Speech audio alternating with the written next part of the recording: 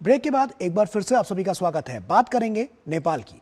नेपाल की सरजमी पर सियासत फिर से गरमाई गई है। वहीं नेपाल में आम चुनाव को लेकर माहौल तेज हो चुका है। गठबंधन समीकरण और चेहरे सब बदलते हुए नजर आ रहे हैं।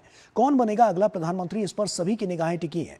पिछले साल जेन ज़ी आंदोलन के बाद आम चुनाव हो रहा है, जिसके लिए कल वोट डाले जाएंगे। इन चुनावों में यूथ फैक्टर जहां एक और फिर सुर्खियों में है, वहीं सभी पुराने दल और जेन ज़ी आंदोलन से उभरे कुछ नए दल चुनावी मैदान में हैं। लोग बदलाव तो चाहते हैं, लेकिन कई व्यापक मुद्दे पर मतदाता का नए दलों पर भरोसा कम नजर आता है। आइए देखते हैं डीडी न्यूज संवाददाता सिद्धार्थ भारद्वाज की खास रिपोर्ट सीधे काठमांडू से। 5 मार्च को होने वाले चुनावों के लिए नेपाल पूर्ण तरीके से तैयार है। सारी तैयारियां लगभग हो चुकी हैं। यह चुनाव नेपाल के लिए बहुत अहम है, खासकर अगर पिछले साल सितंबर में हुए आंदोलन को देखा जाए तो, जहां कुछ लोगों का कहना है कि इन चुनावों में युवाओं का दबदबा बना रहेगा और युवा इन चुनावों में बहुत अहम भूमिका निभाएंगे। वहीं दूसरी ओर कुछ लोगों का यह भी कहना है कि पुरानी पार्टियों का वर्चस्व अभी भी कायम है। होने वाले चुनावों में करीबन 1 करोड़ 90 लाख मतदाता अपना मतदान करने जाएंगे। तो आइए देखते हैं क्या कहती है नेपाल की जनता। अभी पुराना दल भी वही काम कर रहा था, तो नया दल को आदमी लोग, जनता लोग 79 साल में तो वोट दिया था। अभी नया का भी वैसे ही हालत है, सब आरोप में लगा हुआ है, भ्रष्टाचार में लगा हुआ है। फिर नया दल पार्टी खुला हुआ है। अब उसमें तो युवा सब, जनता लोग, जेन ज़ी सब भी अभी मतदान करने के लिए इच्छुक है। अब पुराना दल भी है, अभी नया दल भी है। अब किसका सरकार बनेगा वो तो इलेक्शन होने के बाद पता चलेगा। लेकिन हमको क्या चाहिए, नेपाल में रोजगार चाहिए। अभी इतने लोग हैं, सब विदेश में जा रहे हैं रोजगार के लिए। उधर जाने के बाद में हमको सेवा सुविधा कुछ नहीं मिलता है। अभी हमारा क्या है इरादा, सब भ्रष्टाचार को रोकने के लिए हम जेन ज़ी लोग सब लोग एकजुट हो रहे हैं। अब हमारा जो नया सरकार होगा, इससे अब पहले कुछ परिवर्तन नहीं हुआ था, तो अब मैं चाहती हूँ कि अब ये जो लोग है ना रोजगार करने के लिए अब देश विदेश जाते हैं, अब बहुत उधर बहुत दुख होता है। सो अब यही नेपाल में कुछ करना चाहते हैं। और अभी देश का माहौल जो है परिवर्तन के संघार में है, क्योंकि जनता पुराने दल से, पुराने पार्टियों से उब चुकी है। कि जनता को झूठा आश्वासन दिया इन्होंने, काम कुछ नहीं किया। तो अभी लोग नया चाह रहे हैं। हम लोग क्या चाहते हैं, हम लोग पेरेंट्स क्या चाहते हैं, हमारा बच्चा वापस आए, अपने देश में बैठे हैं, अपने देश में बैठे, अपने देश में रोजगार करें। ये तो आने वाले चुनाव के नतीजों के बाद ही पता चलेगा कि नेपाल की जनता ने किसे अपना जनादेश दिया है। लेकिन एक बात साफ है कि यहाँ की जनता आने वाली सरकार से बहुत सी उम्मीदें रखती है, जैसे कि सुशासन, भ्रष्टाचार का खात्मा और नए अवसर यहाँ के युवाओं के लिए। कैमरा मैन विश्व बंधु के साथ मैं सिद्धार्थ भारद्वाज, डीडी न्यूज काठमांडू। तो चुनावों को लेकर तमाम तैयारियां पूरी हो चुकी हैं। ऐसे में क्या कुछ होने वाला है, आइए इसी पर नजर डालते हैं और अपने मेहमान के पास चलते हैं। अतुल अनेजा हमारे साथ जुड़ रहे हैं, फॉरेन पॉलिसी एक्सपर्ट हैं। अतुल जी, बहुत स्वागत आपका। और इसी के साथ साथ हमारे सहयोगी सिद्धार्थ भारद्वाज भी हमारे साथ काठमांडू से जुड़ चुके हैं। सिद्धार्थ, सबसे पहले तो आप ही का रुख करूंगा, क्योंकि ग्राउंड जीरो पर क्या कुछ चल रहा है, क्या तैयारियां वहां पर नजर आ रही हैं और किस तरह से जो कल का दिन है वो नई करवट लेता हुआ नजर आएगा, क्या कुछ हलचल वहां पर नजर आई है सिद्धार्थ? देखिए गौरव, सबसे पहली बात तो ये बताना चाहेंगे आपको कि कल का दिन पूरे नेपाल के लिए बहुत ही अहम है, बहुत ही महत्वपूर्ण है, क्योंकि यहां पर चुनाव होने जा रहे हैं।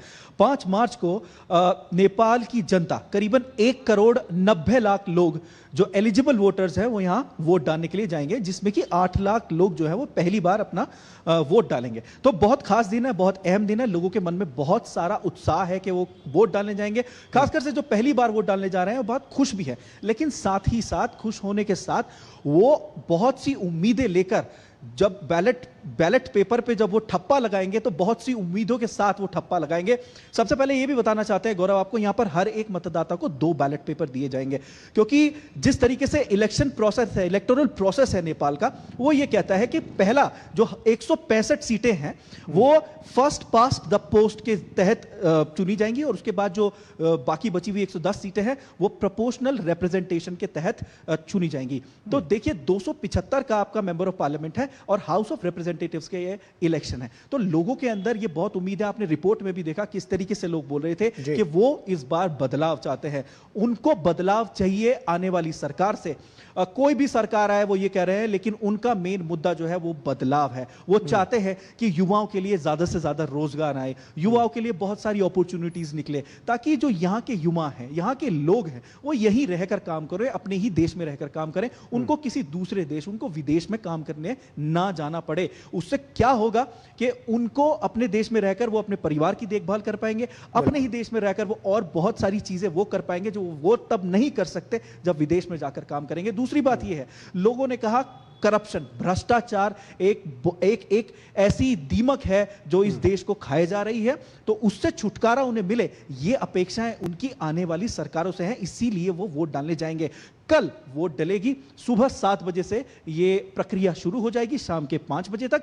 और जैसा कि मैंने आपको बताया, सिक्योरिटी यहां पर बहुत टाइट है, और वो ऑब्वियस भी है, क्योंकि पिछले साल जब अपने दर्शकों को बताया, हमारे दर्शकों को बताया कि किस तरीके से जेनजी आंदोलन हुआ था, उसके तहत इकोनॉमिकली और पॉलिटिकली भी अनस्टेबल जो है कहीं ना कहीं देश हो गया था। तो उसको रिवाइव करने के लिए ये चुनाव है जिस पर लोगों की बहुत सी उम्मीदें टिकी हुई हैं। तो उस नजरिए से यहां पर सुरक्षा कर्मी जो है वो चप्पे चप्पे पर है।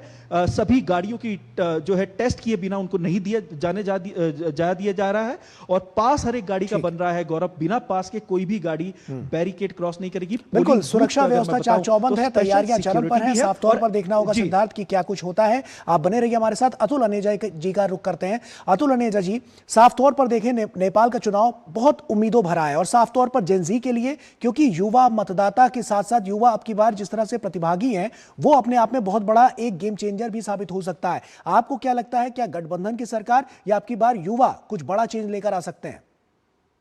गौरव जी, जैसे हम देख रहे हैं कि एक तरह से सेंटिमेंट है कि बदलाव आए किसी भी तरह, और उसमें जो सबसे आगे है इस भावना को आगे एक्सप्रेस करते हुए वो जेनजी है। और जो लोग थे, जो पार्टीज बनी हैं जब ये रिवोल्ट हुआ था पिछले सितंबर में, और एक तरह से जो तख्ता पलटा गया था एक तरह से, उसके बाद से ये देखा जा रहा है कि युवा पार्टीज जो है वो आगे हैं, और मुझे लगता है कि एडवांटेज उनका है। लेकिन ये कहने के बावजूद भी मैं एक थोड़ा सी इसमें और टिप्पणी करना चाहता हूँ कि अगर थोड़ा सा डिवाइड है नेपाल में अर्बन और रूरल एरियाज में। अर्बन एरियाज हैं वहाँ पर तो जेनजी, और जैसे नेपाल के मेयर जो पहले के थे बालन शाह, वो आगे चल रहे हैं शहरों के अंदर। लेकिन हम अगर रुख करें खास करके मधेश का जो एरिया है, जो तराई का एरिया है, वहाँ का पैटर्न ऑफ वोटिंग पहले अलग रहा है। वहाँ पर ही जैसे नेपाली कांग्रेस है, उसने गढ़ अपना मधेश में बनाया हुआ है, इस उम्मीद पे कि जेनजी की जो भावनाएं हैं वो शायद मधेश में वैसी ना हो। और अगर हम ट्रैक रिकॉर्ड देखें तो मधेश में जो है लोकल पार्टीज का पहले से बोलबाला रहा है। तो इसीलिए वो एक तरह से एक एरिया है ऑफ कंटेस्टेशन जिसमें जेनजी भी जा रहे हैं, बालन शाह गए हैं, कई बार वहाँ पर जा चुके हैं, कांग्रेस, नेपाली कांग्रेस भी वहाँ पर है, और कम्युनिस्ट भी वहाँ पर है। और कम्युनिस्ट कोशिश कर रहे हैं कि एक तरह से वो युवा की भाषा बोले। जैसे उनके अगर घोषणा पत्र में देखें तो ये कहा गया है कि 10 GB का डेटा आपको फ्री मिलेगा। इस तरह की बातें, जो डिजिटल एज की सोशल मीडिया वाली बातें हैं, वो अब कम्युनिस्ट पार्टी कर रही है। तो एक तरह से एजेंडा सेट कर दिया है जेनजी पार्टीज ने और युवाओं ने, और बाकी लोग रिएक्ट कर रहे हैं। फाइनल जो फलक्रम है जिसके ऊपर मुझे लगता है निर्भर करेगा वो है कि तेराई में और मधेश में किस तरह की वोटिंग होती है। अगर तो वही वैसी वोटिंग हुई जैसे शहरों में उम्मीद है, काठमांडू वगैरह में, तो मुझे लगता है कि काफ़ी भारी तादाद में हो सकता है कि नई पार्टीज, जो जेनजी पार्टीज हैं, वो जीतें इस चुनाव को। निश्चित तौर पर। अतुल अनेजा जी, एक सवाल और आता है कि जो अभी वहां पर स्थानीय मुद्दे हैं वो क्या कहते हैं, क्या उन पर अब की बार का ये जो वोट है वो यहां पर नजर आएगा, उसी के हिसाब से ये जो सत्ता परिवर्तन है वो नजर आ सकता है, या कुछ और भी वहां पर ऐसे मुद्दे हैं जो अब की बार बहुत ज्यादा प्रभावी होते हुए नजर आए? गौरव जी, ये इशू बेस्ड है इस बार की इलेक्शन, जो खास करके जैसे रोजगार की बात हो रही है।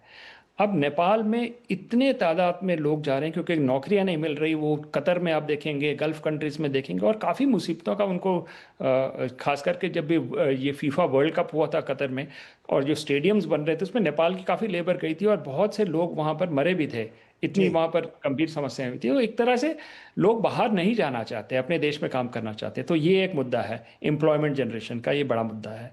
जैसे कि सिद्धार्थ बता रहे थे, करप्शन, ये भी एक बहुत बड़ा मुद्दा है कि लोग अब तंग आ चुके हैं कि जो ट्रेडिशनल पार्टीज की जो एक तरह से छवि है कि वो करप्शन को उन्होंने शील्ड किया है, तो लोग उसमें भी बदलाव करना चाह रहे हैं। तो ये इशू बेस्ड बातें हैं। दूसरी बातें, एक तीसरा जो पहलू है वो है जेन ज़ी की खास कुछ उम्मीदें, जैसे एनवायरमेंटल प्रोटेक्शन है। ये पहले ये मुद्दा नहीं होता था, लेकिन इस चुनाव में वो मुद्दा आ रहा है। क्लाइमेट चेंज की बातें हो रही हैं और डिजिटल इकोनॉमी को लेके एक तरह से कि यहाँ पर एक जो मेन पार्टी है आरएसपी का अगर घोषणा पत्र देखें तो आरएसपी के घोषणा पत्र में कहा गया है कि हम आईटी इंडस्ट्री को एक बहुत बड़ा एक तरह से जरिया इसके लिए एम्प्लॉयमेंट के लिए बनाना चाहते हैं और मैक्सिमम एम्प्लॉयमेंट जो है वो आईटी और सॉफ्टवेयर पार्क्स डेवलप हो यहाँ पर। तो एक तरह से जो एक एजेंडा शिफ्ट हो रहा है, एक युवा बेस्ड एजेंडा यहाँ पर आ रहा है। तो ट्रेडिशनल जो रहा है, डिविजन्स रही है, मुझे लगता है कि अब वो कम हो गई हैं और सेक्युलर एक तरह से एजेंडाज हैं और बहुत क्लियरली एम्प्लॉयमेंट और जो नई इकोनॉमी को लेके बातें होती हैं वो बातें कन्वर्सेशन में आ चुकी हैं नेपाल के अंदर। बड़े ही दिलचस्प एक तरह से ये चुनाव चल रहे हैं। मुझे लगता है कि पिवटल चुनाव है। ऐसा चुनाव मैं कई बार देख रहा हूँ यहाँ के चुनाव को, लेकिन इसमें एक अलग ही एक तरह से फ्लेवर है। ये सिद्धार्थ, आप ही का रुख कर रहा हूँ। सिद्धार्थ, वहां पर क्योंकि आप ग्राउंड जीरो पर हैं, नब्ज टटोलने की आपने कोशिश भी की होगी, युवाओं से भी बात की होगी। किस तरह से वो जो डिजिटल युवाओं की बात कर रहे हैं, जिस तरह से डिजिटल करेंसी की वो बात कर रहे हैं, जिस तरह आने वाले युग की बात कर रहे हैं कि आने वाला समय कैसा होने वाला है, उसकी बात कर रहे हैं, तो वहां पर आपने क्या पाया? किस तरह से उनका जो आगे का रोड मैप है या फोकस है वो किस ओर जाता हुआ नजर आ रहा है? देखिए, युवाओं का साफ साफ यहाँ पर गौरव ये कहना है कि उनको एक अच्छी गवर्नेंस चाहिए, सुशासन चाहिए। उनको चाहिए कि नेपाल की जो बनने वाली सरकार है वो नेपाल के लोगों के ऊपर बहुत ध्यान दे। यहाँ पर सुविधाएं सिर्फ रोजगार के लिए नहीं, बाकी और सब भी सुविधाएं जो है वो सरकार उनको दे। उनका कहना यह है कि उनका जो मेन मुद्दा है वो ये है कि हमको रोजगार नहीं मिलता और साथ में भ्रष्टाचार है, भ्रष्टाचार की वजह से रोजगार नहीं मिलता। और दूसरी बात यह है, वो कह रहे हैं कि उनकी अपेक्षाएं जो आने वाली सरकार से हैं वो कुछ इतनी ज्यादा है, क्योंकि ये हिस्टोरिक चुनाव आप एक तरीके से बोल सकते हैं गौरव, क्योंकि जानते हैं कि सितंबर में क्या हुआ था, किस तरीके से जेन ज़ी आंदोलन हुआ था और इकोनॉमी किस तरीके से हिट हुई थी। तो जो युवा हैं यहाँ पर, और बात करें डिजिटल एज की, तो देखिए आजकल सभी डिजिटल दौर की ओर चल पड़े हैं और सरकार से उनकी यही उम्मीद है कि ज्यादा से ज्यादा टेक्नोलॉजी भी देश के अंदर आए। जो विदेश नीति है ये भी बहुत ज्यादा डिपेंड करेगी गौरव, जब नई सरकार आएगी, जब कोई नए प्राइम मिनिस्टर बनेंगे तो विदेश के साथ, आप पड़ोसी देशों के साथ और अन्य देशों के साथ किस तरीके से आपके तालमेल बैठते हैं उस पर बहुत फर्क पड़ेगा। सो इन सबको मद्देनजर रखते हुए ये चुनाव बहुत बहुत खास है गौरव। दूसरी बात, जब हमने जेन ज़ी से बात करी, जैसा कि आपने कहा हमने नब्ज टटोलने की कोशिश करी, तो हाँ, हमने जाना, हमने उनसे पूछा कि आप और क्या चाहते हैं।